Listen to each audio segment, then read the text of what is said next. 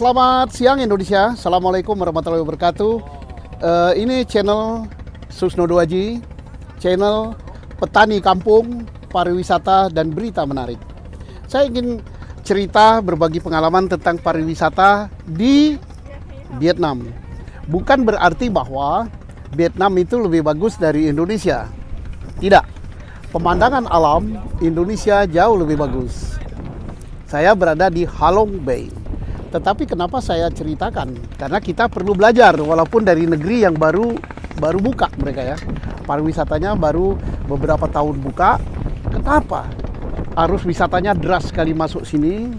Kemudian demikian cepat majunya.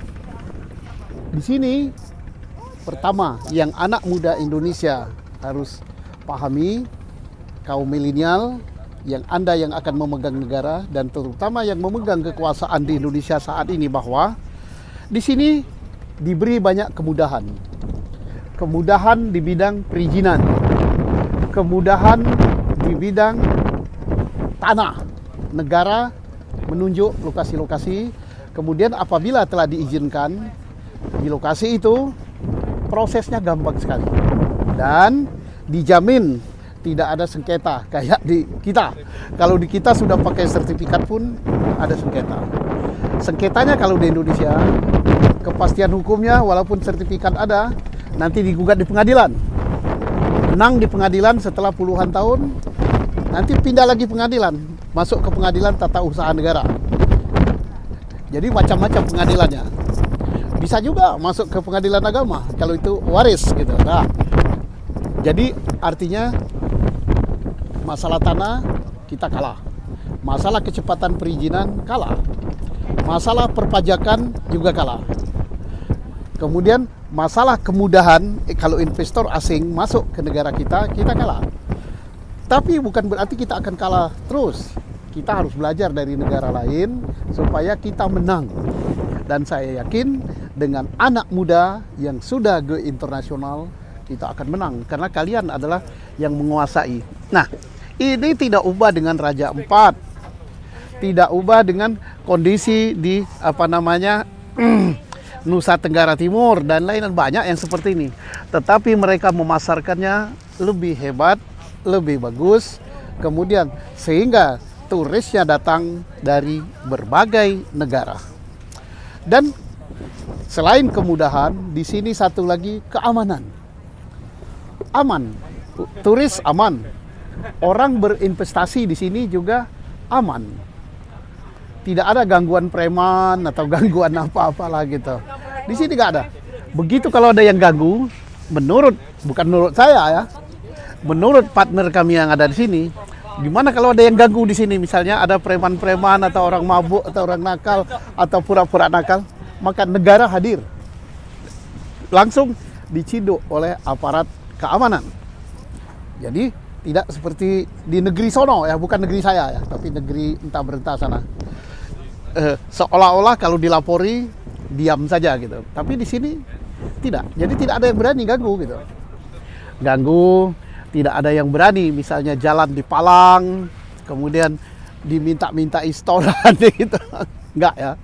Nah, saya yakin bahwa negara kita juga bisa bagus seperti ini dan mungkin akan lebih bagus kalau anak muda sudah memegang kekuasaan dan yang nanti terpilih dalam Pilkada 2024 ataupun dalam pemilihan presiden 2024, orang-orang yang punya visi ke depan yang bagus, yang betul-betul mau memajukan negara kita. Sumber daya kita lebih bagus, pemandangan lebih bagus, kekayaan alamnya lebih bagus, dan semuanya lebih dari. Tinggal pengelolaannya. Pengelolaannya kita harus lebih. Tidak boleh kalah dengan salah satu contoh negara ASEAN, Vietnam. Mereka hanya mengandalkan kalau sumber kekayaan alamnya, dia hanya pemandangan. Dan Indonesia masih menang. Laut, Indonesia masih menang. Karena laut kita luas sekali. Dan di dalam laut kita, selain ikan, udang, cumi, kepiting, dan lain-lain, kita punya tambang di laut. Selain laut, kita punya pertanian. Di sini punya pertanian. Karet dia nomor 1, kita nomor 2. Kopi luar biasa, terkenal. Kenapa kopinya terkenal? Karena kopinya tidak disaingi dengan kopi-kopi dengan merek luar. Kalau di negara kita ya mungkin. Kopinya kopi Indonesia terkenal sampai kemana-mana. Tetapi banyak gerai-gerai kopi itu dikuasai oleh merek-merek barat gitu ya. Seperti Starbucks dan lain. Sini sulit sekali kita nemukan Starbucks. Semua kopinya kopi Vietnam, tulis Vietnam dengan bahasa Vietnam lagi dan itu. Jadi kita belajar dari mereka. Kenapa kita tidak pakai nama kopi kita? Kopi kita tetap terkenal. Artinya gerai-gerai kopi kita misalnya kopi Sidi Kalang, kopi Japa, kopi Lampung, dan kopi Pagar Alam, kampung saya. kita gitu. Nah, kita harus begitu dong. Nah, kemudian kembali ke sini. Ini namanya Halong Bay. Halong Bay. Nah, ini menurut cerita mereka berapa juta tahun yang lalu katanya si Katanya si pemandu tadi. Ya benar atau enggak ya Allahu alam. Tetapi pemandu wisata mereka sangat profesional. Dia katakan sudah ribuan jutaan tahun yang lalu. Dan menurut cerita nenek moyang mereka itu berasal dari naga. Nah, naga melengkung begitu atau gimana tadi? Terus muncullah pulau-pulau seperti ini. Itu legenda. Benar atau tidak? Ya Allahu alam bisawam. Tapi ceritanya dibuat menarik. Memang begitulah namanya pariwisata. Harus ada yang menarik. Katanya ada 2000 pulau kecil-kecil kayak gini. Nah, di kita di Raja Ampat, kemudian di mana itu? Di Nusa Tenggara, di daerah Komodo itu begini-begini juga. Di Ternate juga ada pulau-pulau begini dan bagus juga. Nah, mungkin fasilitas untuk dan akses untuk ke sana yang belum sebagus di sini. Kalau di sini pinggir-pinggirnya itu sudah hotel dan sebagainya. Memang dibuat sangat-sangat menarik seperti itu. Dan kita nyewa kapal seperti ini disewakan hampir tiap 15 menit ada kapal yang berangkat lengkap dengan makan, minum di sini. Kemudian ada hiburan juga. Dan kalau di Saigon ada kapal yang malam menelusuri sungai. Indonesia punya juga sungai. Kita punya Sungai Musi, Mahakam, Barito, and so on. Di Papua ada sungai juga, tapi belum kita manfaatkan. Nah, mengapa mereka memanfaatkan seperti ini? Karena mereka sangat-sangat mengandalkan sektor pariwisata. Sektor pariwisata memang income yang paling besar untuk negara-negara yang sadar akan pariwisata. Indonesia, kita ambil contoh saja. Kita punya satu provinsi yang wisatanya bagus sekali, Bali. Mungkin PAD Bali terbesarnya dari sektor pariwisata. Dan rakyatnya bisa makmur karena pariwisata. Pembangunan di daerah Bali, jalannya bisa mulus dan sebagainya karena pariwisata. Tapi daerah lain belum. Padahal kita punya kelebihan. Masing-masing daerah itu punya kelebihan, punya keunggulan yang harus digali. Nah, siapa yang harus menggalinya? Tentunya tidak kita serahkan ke bangsa asing. Yang menggalinya ya anak-anak muda, khususnya putra daerah setempat. Kemudian dengan diberi kemudahan oleh pemerintah daerah ataupun pemerintah pusat. Misalnya apa? Perizinannya dipermudah. Dan perizinan tidak terlalu banyak kayak di Indonesia. Saya tanya di sini izinnya untuk dirikan suatu usaha itu tidak banyak sekali. Kalau di kita izin air. Wah, izin air itu tidak cukup dari satu instansi. Instansi ini mengeluarkan izin, instansi itu mengeluarkan izin. Nah, limbah. Ya perlu, limbah kita perlu jaga. Tetapi bukan berarti harus sebanyak pakai izin. Di sini izin nggak terlalu banyak, tapi ada persyaratan. Syarat ambang batas limbah air sekian. Syarat ambang batas asap sekian. Syarat ambang batas ini. Jadi dia hanya semacam persyaratan, bukan perizinan. Kalau di Indonesia izin. izin pengelolaan limbah. Ngelola limbah itu nggak perlu izin. Yang perlu itu adalah limbahnya standarnya itu ini. Kalau kita melanggar standar boleh, tetapi yang penting ada kertasnya, ada izin. Nah, bagaimana kita artinya anak-anak muda dan para penguasa di Indonesia kita belajar.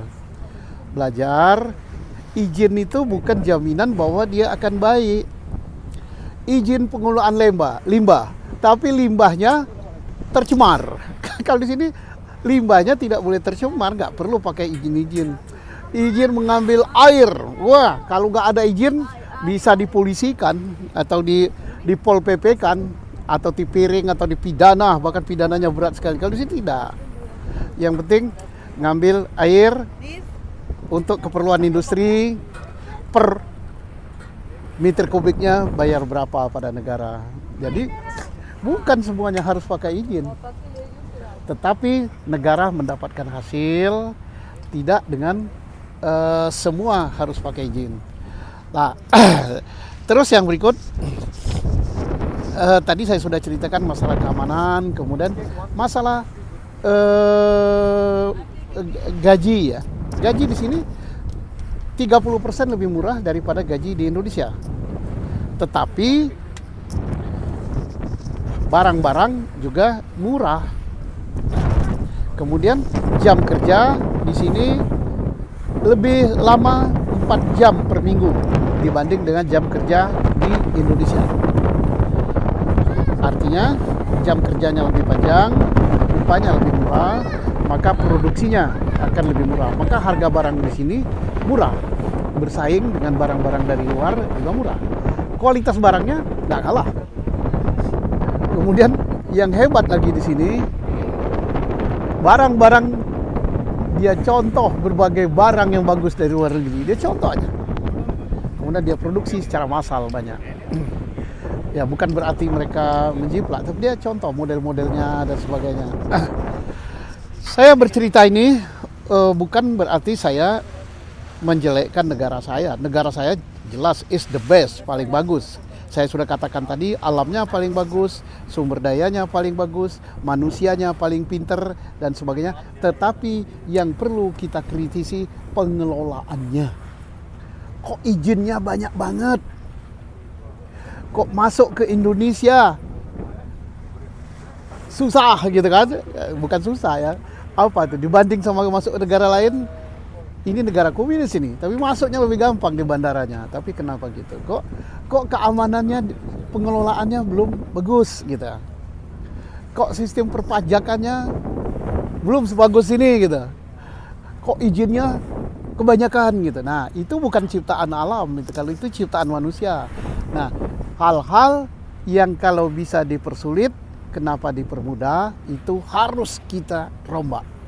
Saya yakin anak-anak muda generasi milenial, mereka udah tahu bagaimana kondisi global di luar negeri. Inilah yang akan merubah Indonesia. Andalah agen-agen perubahan. Kalau saya generasi generasi Z atau generasi apa namanya, generasi tuek kayak gini, ya udahlah, generasi sudah ketinggalan gitu. Jangan lagi diberi kepercayaan untuk ngelola negara ini, kami udah gagal gitu. Anda yang masih muda-muda itu berubah, negara kita negara besar, sumber daya alam kita luar biasa, dan kita akan bersaing di forum global. Kalau Anda yang ngelolanya, yakin Indonesia akan baik. Dan saya yakin sebentar lagi kita akan memilih para kepala daerah, mulai dari bupati, wali kota, gubernur, dan termasuk presiden gitu kan. Kemudian memilih anggota parlemen pusat dan daerah. Tolong carilah pemimpin-pemimpin dan perwakilan-perwakilan yang berpikiran jauh maju ke depan untuk memajukan Indonesia. Nggak, ini bukan kampanye politik loh. Saya nggak mau nyalon, nanti dikira saya mau nyalon. Nggak, aku nggak mau nyalon, bukan apa-apa, tapi saya ingin negara saya lebih bagus dari negara luar. Karena potensi untuk lebih bagus itu ada, dan memang bagus, asal dikelola dengan bagus ya. Kembali ke cerita Halong Bay gitu kan.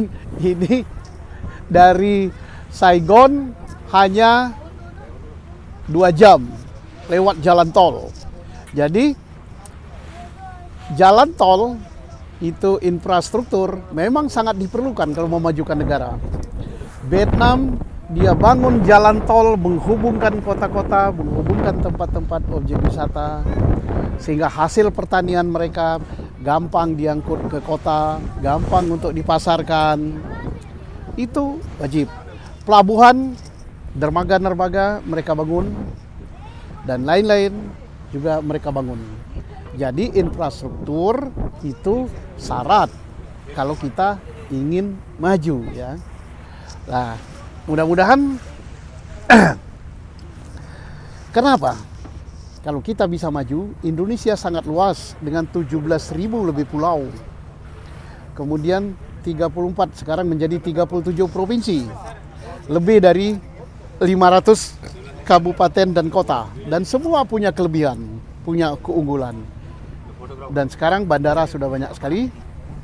Kalau kita dibangun atau dimanage ya, kalau dibangun nggak perlu dibangun lagi, pemandangan alam itu nggak usah dibangun, sudah ada kok. Sungai sudah ada, gunung sudah ada, hutan sudah ada, serba sudah ada. Tinggal pariwisatanya dimanage.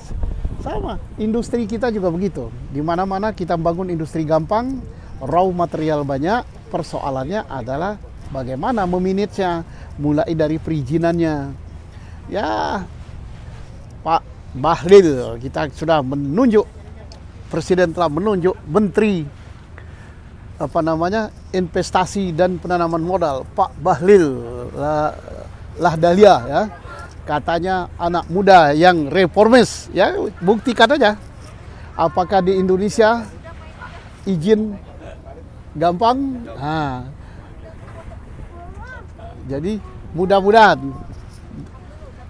perizinan di Indonesia gampang, kemudian pariwisata kita gampang dan maju karena sudah mulai dipegang anak muda, dan yang lainnya pun akan dipegang oleh anak muda. Insya Allah Indonesia maju sehingga generasi yang tua-tua menikmati saja. Mari lihat pemandangan ini. Maju Indonesia jaya, tidak boleh kalah dengan negara luar. Majulah Indonesia, jayalah Indonesia, NKRI harga mati.